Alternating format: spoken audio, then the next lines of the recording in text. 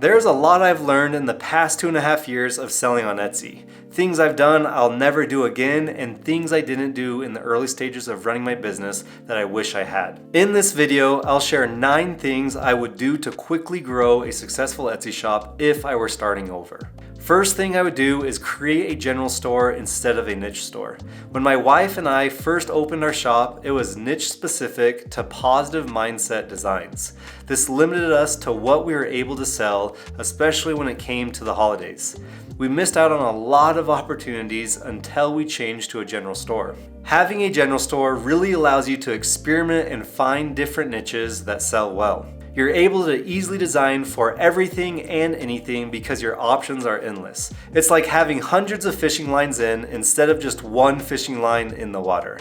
You should still be strategic about it, but don't rob yourself of the opportunity of selling multiple niches on Etsy. Next, I would focus on only selling a few products. Print on demand is really cool because your options are endless for what you can sell. But with this, I think it's very easy to feel overwhelmed on what to sell. When we first started out, we listed every and any product we could, from mugs to wall art to stickers to clothes. Don't get lost in the sea of products available with print on demand. Since then, we have found what sells the best for us, and that's shirts and sweatshirts. I recommend finding what sells best for you and focusing on that. If you are selling clothing, remember that the fewer options the customers have, the better. Don't offer every single shirt color your print provider offers. The more options you offer, the more likely a customer will experience decision fatigue and just click out of your listing. Think about it. If you are the customer, is it easier to choose between 2 shirt colors or 15 shirt colors?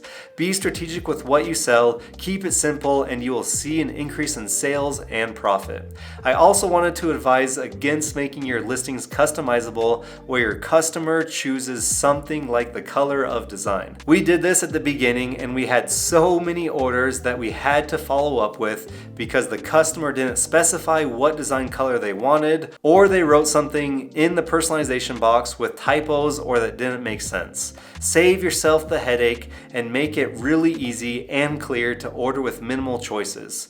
Less is more. Next, I would make sure I don't overcomplicate designing. It's interesting how well simple text-based designs sell on Etsy. One of our best sellers in our shop still to this day is a simple text-based design with 0 graphics and a color palette of no more than 3 colors. Don't overcomplicate the system. You need to do your trend research and figure out what is working, but after doing so, don't spend tons of time creating an extremely complex design, because there is a good chance it may never sell. I'm saying this from experience. My wife does the majority of the designing, and in the beginning, she would often spend a full day or 2 creating really nice, intricate designs for it to never sell. This was frustrating for her because it felt like a complete waste of time, regardless if she was proud of the design or not. Guess how long it took her to make the simple text-based design I was talking about earlier? Only 5 minutes. Now, I'm not saying that if you spend a few days creating a design, it will never sell. Yours may do well. I'm just saying that it doesn't need to take you days to create a best-selling design. Trend combining and cross-niching is a silver bullet for standing out and succeeding. But just because you are doing this doesn't mean you need to spend hours and hours creating a super complex and intricate design. For whatever reason, the consumers on Etsy tend to like simplicity. I'm still surprised to see what is a bestseller and what is not. More often than not, it's an extremely simple design but incorporates trending elements like fonts, color palettes, and themes. Next, I would make sure to plan ahead and start listing months before holidays or calendar events. You should be putting up your time-sensitive designs 2 to 3 months in advance. This allows time for you to rank in the algorithm and gain momentum far ahead of the actual holiday. The more time you give your listings to sell, the more money you will make. Period. This sounds very obvious, but I'm telling you, if you don't plan ahead, it is very easy to let time slip through your fingertips and you'll be designing and adding listings too late. However you work, write it down in your calendar or on a piece of paper or tattoo it on your hand the date you want to start designing and the date you want to have all of your listings up for each specific holiday so you have timely deadlines that you won't forget. I still remember our first fall selling on Etsy. We received our first bestseller badge on one of our Halloween themed sweatshirts, and we were so excited, but we received it a week out from Halloween, so it did us no good. Had we listed just a little bit earlier, we could have received the badge earlier and had however many more orders because of it. Learn from our mistakes, plan ahead, and don't procrastinate. Next, I would focus on group themed shirts or products. My wife took an entrepreneurship class in college, and the professor shared the 4 ways to make more money in a business. Number 1, get new or more customers. Number 2, get current customers to buy more. Number 3, get current customers to buy more often. And number 4, charge more. Selling group shirts is one of the fastest and easiest way to increase your sales, revenue, and profit because it follows method number 2. Instead of selling 1 shirt per order, you can sell 5 to 10 shirts or more per order. Think about it. If you can get 1 customer that comes to your store to order 5 shirts, it's much easier than finding 5 separate customers to each order 1 shirt. You also save money on shipping with larger orders, which increases your profit even more. There are a lot of different routes you can take with this. Think about holidays, weddings, bachelorette parties, family vacations, reunions, matching couple shirts, etc. The options are endless, and if you can bring something new and unique to the marketplace with group themed shirts, it is one of the best ways to start making real money on Etsy. Next thing I would do is create a listing goal and stick to it. It doesn't matter if you post 1, 5, or 10 new listings a day, you need to find what works for you that doesn't burn you out so that you can stay consistent. The most important thing you can do to scale your shop is to be actively and regularly adding new high quality listings following the proven methods I share here on my channel. Etsy is a numbers game. The more high quality listings you have with trending research designs and professional mockups, the more opportunities you will have to be found, which means the more money you will make. I honestly feel like this is one of the most important things to focus on. If you work 5 days a week and can consistently add 3 new listings a day during your work week, that's 780 new listings a year you're putting at bat. If you can hit home runs on just a fraction of those, you would be doing extremely well. With that being said, it is extremely important to remember that quality is more important than quantity. So find your balance of how many high quality listings you can realistically do a day. It doesn't matter if you do 20 new listings a day, if they are poor quality with mediocre designs, no one will buy them and it will do you no good. Find what works for you so you can consistently add high quality listings every day of your work week, even if it's just 1. I believe when you show Etsy you are here to play, they will reward you in the algorithm.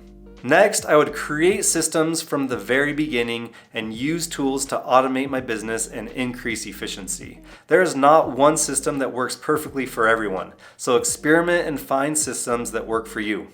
I know for me, I started selling on Etsy and specifically chose print on demand because I wanted it to give me more time to do the things I actually want to do.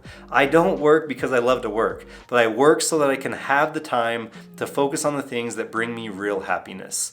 Do everything you can now to create systems that automate and increase your efficiency and workflow.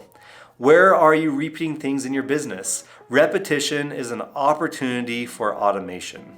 Write out everything you need to do in your business. What are you doing over and over again? How can you organize these into steps and systems so that you can know what to do next without wasting any time? You could save time by organizing your workday, making mock-up templates, creating message snippets for speedy customer service, using bulk editing tools like Vela, or investing in a double monitor. Here's a huge one. If your shop isn't set up for automatic fulfillment yet, do it now. And if you are spending way too much time on designing, then consider using design resources out there like Vexels, Canva, GoDaddy Studio, and or Creative Fabrica to speed up your designing process. This will enable you to create higher quality professional designs at a much faster rate. I quit working a 9-to-5 job because I didn't like the lack of freedom and how it consumed my time. I had to plan taking time off far in advance, and it was a structure that did not fit with the lifestyle I wanted. But in the beginning stages of starting my Etsy business, it was very easy to become a slave to the 9-to-5 monster that I created myself if I didn't strategically follow systems that automated my workflow and gave me more time. If you're doing tedious tasks that don't scale your business, stop. Don't reinvent the wheel, invest in your business, and use the resources that are available to you. Find and create systems that decrease the amount of time you work so you can do more of what you want in life. The biggest question in entrepreneurship is, why do you want to start your own business? A lot of people say they want to own a business so they can decide what they want to do with their time. But how many entrepreneurs actually hit the point where they have freedom and time? A dream business is one where you run it as a CEO, not one where it runs you like an employee.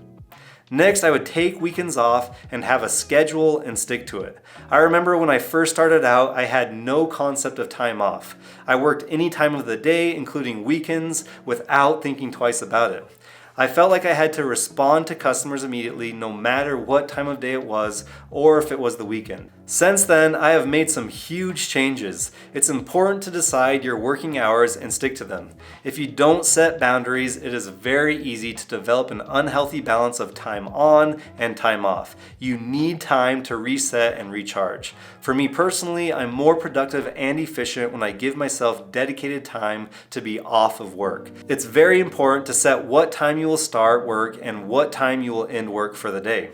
Being self-employed, it's critical to also find a way that works for you to clock out. And when I say clock out, I mean clock out. Sometimes running my own business consumes my thoughts and keeps me from being fully present when I'm not working.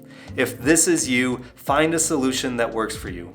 This could be turning off notifications on the Sell on Etsy app, turning on auto replies, or whatever else that will help you disconnect from work and reset. This is something I wish I focused on in the beginning stages of my business. Schedule out your personal time, put it on the calendar, block out your hours that aren't business hours. Decide today that you're going to respect those as much as the other events on your calendar.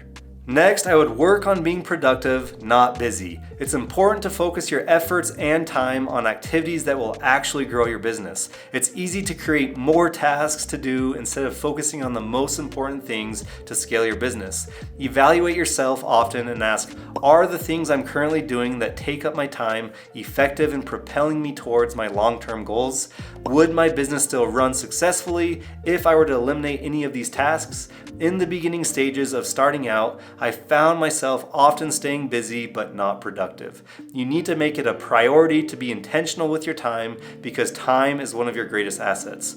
I invite you to write down everything you do in a day and evaluate if each task is busy or productive, and then make the necessary changes. Decide what the business of your dreams looks like. Decide that you won't settle for less. Decide that you won't be the thing that stands in your way, and then do the things you need to get there.